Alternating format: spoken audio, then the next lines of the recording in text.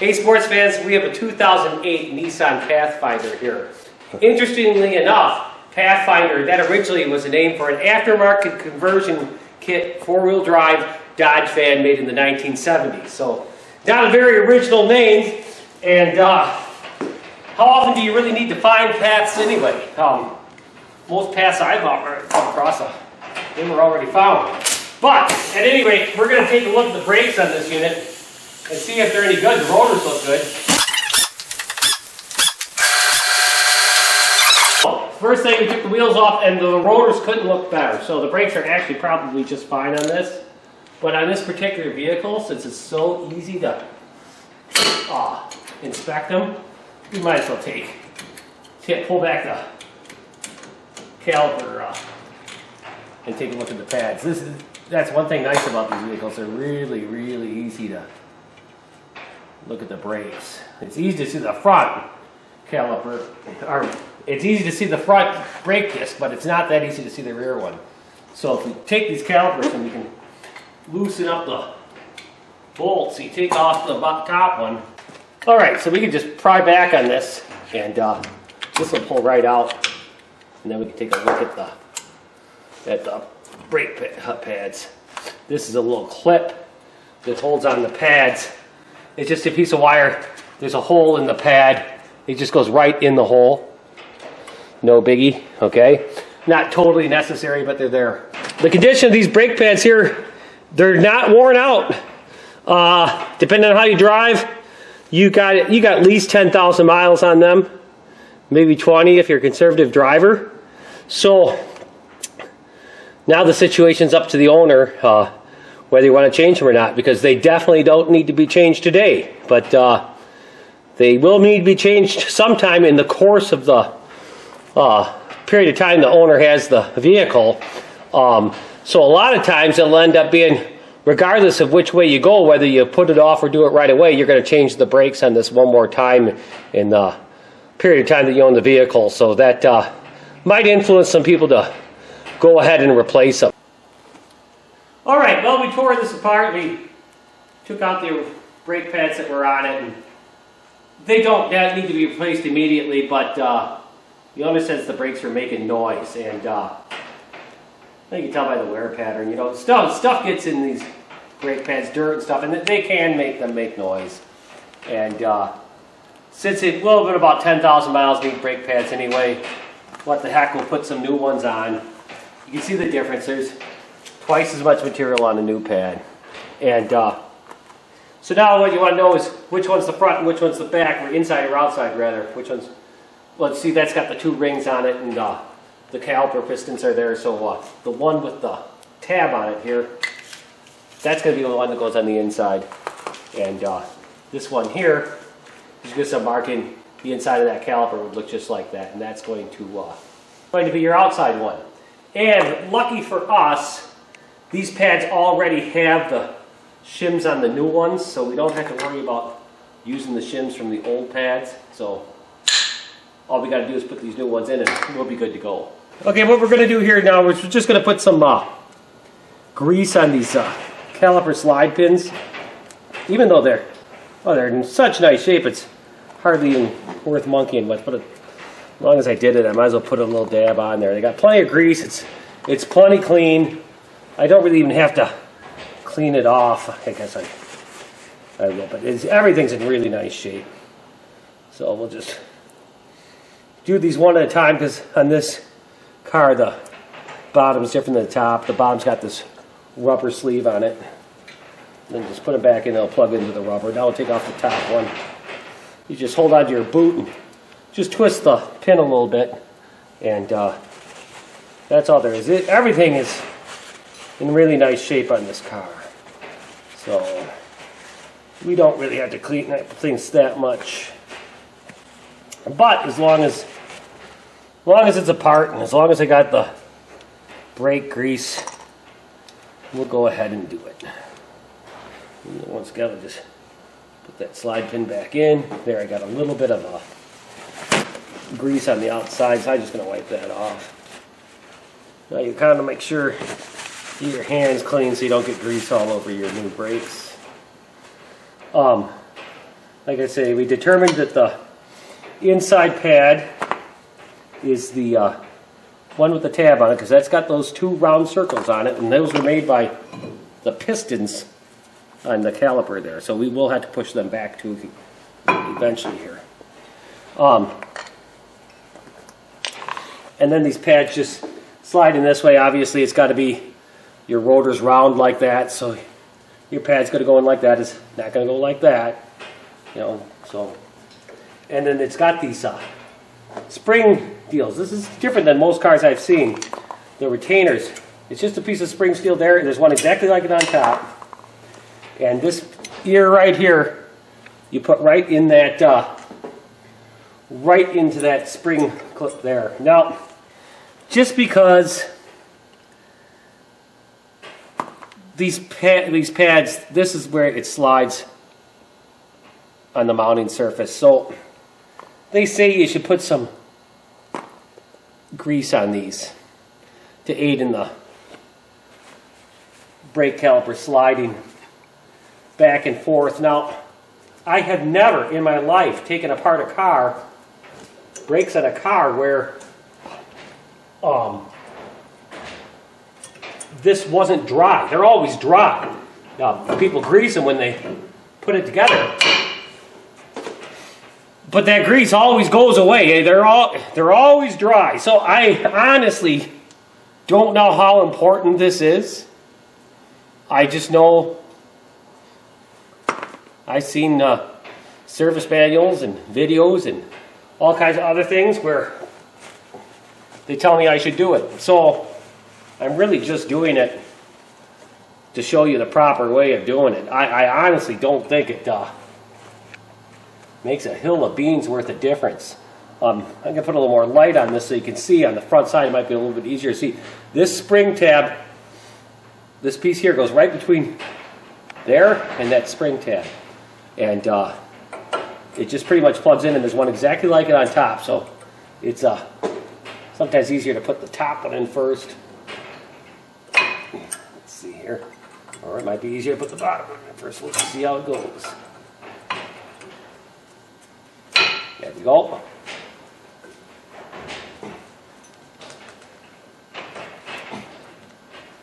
And that's all there is to it. It's first time I've had to mess with one exactly like this, but there we go. But it's pretty cool. It's pretty easy to do. Now, we're going to push these pistons back into their bores. And when you do that, you want to open up your hood. Here's your master cylinder. It is basically your brake fluid reservoir. And you can see it's translucent. You can see how high the brake fluid is. It's a lot easier when they're brand new. On this car here right now, it appears to be probably about a little over the halfway point. It's hard to see. We'll take out this cup right here and look. Yeah, so it's a ways down. That's not a bad thing though, because those brake pads were worn. When we push those pistons back to the bores, this level is going to go about halfway up, because this does have new brakes on it in the back right now. So there's no wear, none of the rear wear is accounting for this level being low. But when we push both sides, the pistons on either side's calipers up, this will probably go right back up to its max level. And I've told you about this before, about topping off master cylinders. A lot of people like to top off everything, and they see their master cylinders low. Oh, I better add brake fluid. And well, it's probably just because their brake pads are low. So just in case someone topped off this fluid, you should check it, make sure there's room there. And if it's high, just keep an eye on it when you push those brake caliper pistons back in their bore, because you don't want to have this overflow, because brake fluid is some nasty stuff. I don't know exactly what it's made out of, but it attracts water. They say it's hygroscopic. It attracts water, so it makes everything rust. It's really hard on a lot of plastic parts, too. It's just not stuff you want to get spilled on other things if you can avoid it. You want to keep it off the paint, you want to keep it off plastic parts, and you want to keep an eye on it and make sure you don't spill it. So, okay, so the next thing we're going to do is push those brake pistons back. There. Okay, this has got a twin piston brake caliper on it. I've seen most of them cars you'll see will have one. Some have as many as 4. My Toyota truck has 4. This has got 2.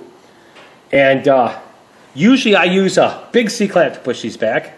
I saw a guy use a big channel lock pliers to do it once, and well, maybe that's a little bit quicker, so I'm going to try that. And the other thing I've seen them do is they take an old brake pad and use that instead of just putting the pliers directly on the piston. So let's just see how this works compared to a C-clamp. Because one thing about those C-clamps is it's kind of slow. So we'll squeeze one piston and then the other and then the other and then the other, and we'll just work our way back.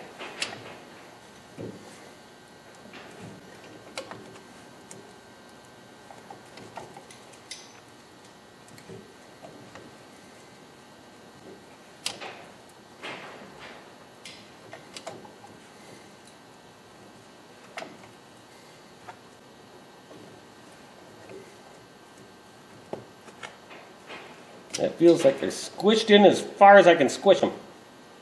So, we'll try seeing if it fits over the brake pads. A lot of times it won't because you didn't push them too far enough in, but we will check. The other thing we want to see is make sure that those boots, kind of like an accordion, make sure they collapse properly and they aren't twisted or stretched or bent over, and everything looks good on them. Like I've seen people put a little bit of grease there on the back of the calipers or on the brake caliper pistons, and then on the back of the pads, and on this area here, and on the back of the pads. Look, dry as a bone. Dry as a bone. Does it really do any good? I don't know. I honestly don't know. We'll put a little bit of grease on them. There's a complaint about some squeaking, so I just don't see this making any difference, because all it really does is push these pistons. They just push against the pad. The pad doesn't really move back and forth on them, not very much anyway. But we'll put a little bit there and see if it does any good. I can't imagine it doing any good at all. But one of our main complaints was the squeaking, so we'll do that. And see if it, now we'll see if I got these pistons pushed far enough back. I almost feel like I probably don't, because usually they'll be just about flush with that boot. And here I'm not doing this, I'm not putting even pressure, so I don't really like that at all. I don't like that I'm hitting the bolts. I think I like doing this better with the C-clamp rather than these pliers. The brake pad probably prevents some of that. I'll try it with the brake pad one more time, and if it doesn't get any further back, I'm just going to go back to using the C-clamp. But we'll try her one more time like this. They got to be pressed pretty far back, or you're never going to get them over new brake pads. It ain't going to happen. So.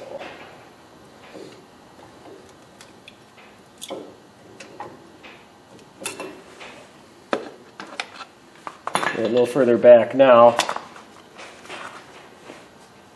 but they're still coming out a little bit. But I'm going to give it a try, see if it fits over like that. Make sure your brake line didn't get twisted, your brake hose. And we do fit over, so that's a good deal. Oh, I almost forgot one thing. There's these wire clips, and they go in these holes right here. And trust me, if you lost one, or one's rusted out, or one's bent, it's not the end of the world. You can get by without them. There's plenty of cars that don't have them. We're going to put them in, though, because they're there. And whenever you have the option to do something properly, and you might as well do it properly. So, but you can get by without those. Now let's just get this caliper back on here. There we go. Now, I got to take out, got to get that. Let's see. Grab both of my, yep, there's my bolts that I'll need. So you got to make sure that that is pressed in far enough. And you see on the bottom, it's not pressed in far enough. So I just take my finger and push that in. Pretty good, huh? And then you take your bolts, and let's put a little bit of anti-seize compound on them, just to make it easier for the next. Now it takes it off, and look at my cap. My anti-seize compound is broken. I do have a new one, but this is the one I have handy. So I'll just have to do it like this. We'll put a little bit of that on there, and that will prevent these bolts from getting rusted in. And torque spec on it, I don't know. I'm not really in the mood to look it up, so I'm just going to guess by feel. Just did a car recently. I think it's only about 28 pounds or something. It isn't a whole lot. It's a small bolt. Not a whole lot of torque on them. I'm just going to guess it. But if you want to look up the torque spec, go ahead. I mean, you can't go wrong going with the factory torque. I'll guarantee you that.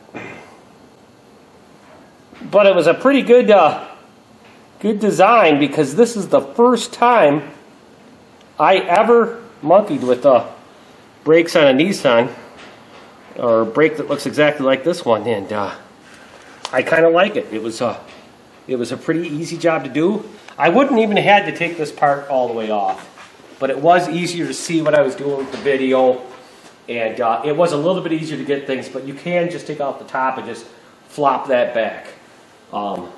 It's about 6 of one, half a dozen of the other.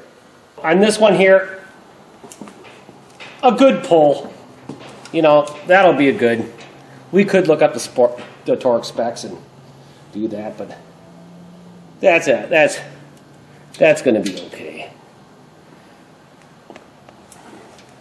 And doing the other side is the exact same process, so I don't really think we have to show you the other side. If you folks like this video, I'd appreciate it if you liked, shared, subscribed. You know, do all the things it takes to make this the #1 channel on YouTube. If you think I could have done anything better, put it in the comments below. And thanks for watching, and we'll see you again next time here at the Fix Yourself channel.